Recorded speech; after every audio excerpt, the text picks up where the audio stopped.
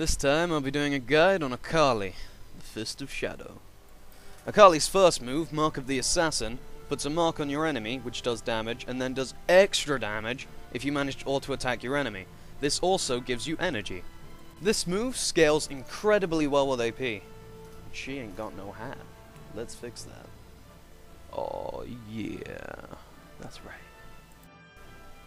So, moving on to Akali's next move, Twilight Shroud.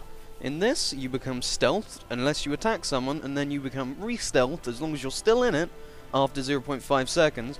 It gives you armor, it slows the enemy, it's literally a bundle of amazing. Amazing. Cousin Strike does an AoE attack around Akali. It does physical damage, so it's very good at killing enemies that have a lot of mag resistance, like your mid laner. Just saying. Akali uses this ability, it can also be used to explode the mark that she has on her targets for the extra damage.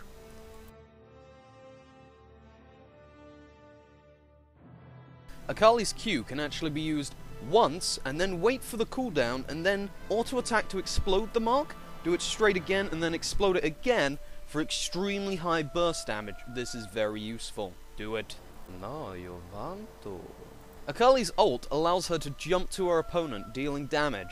It would also allow you to get in range of your other abilities. This has a unique ammo system, it stacks up to 3 times, you get an extra point if you get a kill or an assist, and they generate over a certain amount of time depending on rank.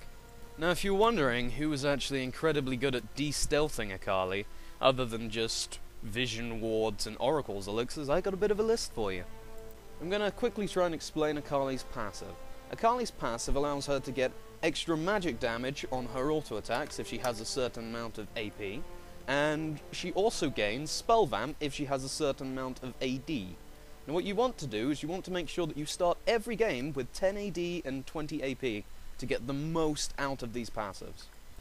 However, this can only actually be achieved with high level runes or masteries, which I will display at the very end. Yeah. Alright, so back to Akali's Shrouding. In Akali's Shrouding, unfortunately, you actually have some people you need to worry about. So keep an eye on who's in your game, keep a look on them, and find out, and be careful. With Akali, it's important that you keep your head clear when you're actually being ganked, because you can easily turn situations around. Right, in this clip, I'm not gonna lie, Jax is pretty stupid. So, oh, she's invisible. She's clearly not here. I wonder where she's gone. Oh, there you are! Come back! Come back!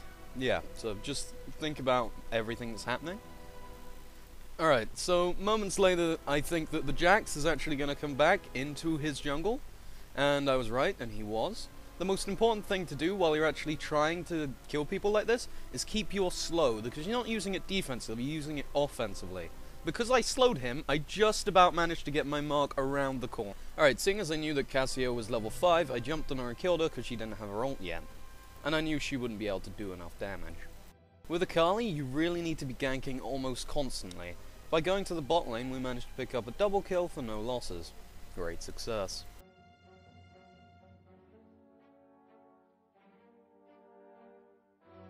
Not only is Akali very good at ganking, but she's actually very good at diving turrets. Spotting a roughly half HP Jax, I go in and try and kill him. The first thing you do is you jump onto him, because I was not in range of using my Q, and he flashes away, but Ignite still picks up the kill. Alright, so going into this team fight, you can see that Nami is really overextended and she dies very quickly because she's nowhere near her team. This, I might add, is a 2v5 team fight. Next thing we do is we go straight onto the Lux. Me and Tristana manage to get her, and Tristana manages to do a lot of damage to Kha'Zix, so I focus him next. After that, I keep juking past Olaf to make sure he can't damage me, while I can still kill Ashe. Unfortunately, Ignite kills me, but not before I could get a quadra kill and completely turn around the fight. In this clip, Darius managed to kill 2 or 3 of my team, and is on quite low health. I come down to try and attempt to shut him down, but he runs away from me. So what I do is I jump to the minion and then him in order to get the 500 gold shutdown. So after an extremely bad team fight, all 4 of my team members are dead for pretty much 35 seconds, which is actually a really long time. It's easily enough for them to push the base. If you look at our base in the minimap, what I managed to do is I managed to waste 3 of their team's time by constantly juking. Although I don't get out alive, we still managed to burn the vial and save the Nexus, and just saying. As for Akali, I hope you enjoyed the guide. I'm not really gonna do a sort of items list, because no items are actually specifically necessary for a character, but some of them do have unique advantages, like Rylai's Scepter and Hextech Gunblade are exceedingly good on Akali, and I would recommend them in almost all situations. Peace out.